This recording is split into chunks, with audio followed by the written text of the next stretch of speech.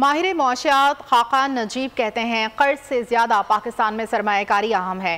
سعودی عرب سے مزید $2 ارب کا ڈپازٹ پاکستان آنے کا امکان ہے جو زر مبادلہ ذخائر بڑھانے کے لیے معاون ثابت ہوگا۔ خرم شہزاد نے کہا کہ پاکستان کو سالانہ $10 ارب کی ضرورت ہے۔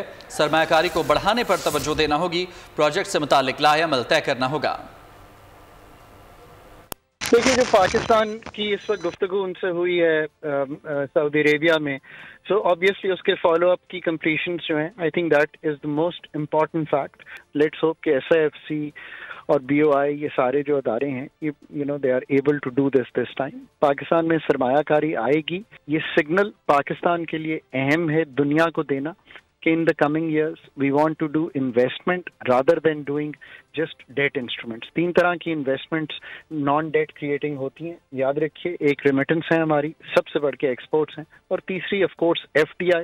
پاکستان کو تو اینولی کم سے کم $10 ارب کی ضرورت ہے، اور وہ لوکل اینڈ فورن انویسٹمنٹ ملا کے ہے کیونکہ $10 ارب کی انویسٹمنٹ پاکستان میں ہوگی کہ SIFC ایک اینڈ پہ تو بہت ایک ایفیشینٹ سٹرکچر ہے جس سے ایگزیکیوشن ہوتی ہے، جس سے پیسہ آتا ہے تو وہ کہاں لگنا چاہیے، کتنا جلدی اس کے اپروولز ہونے چاہیے۔ SIFC کا یہ ایریا ہے۔ سبسکرائب کریں اور بیل دبائیں تاکہ کوئی خبر رہ نہ جائے۔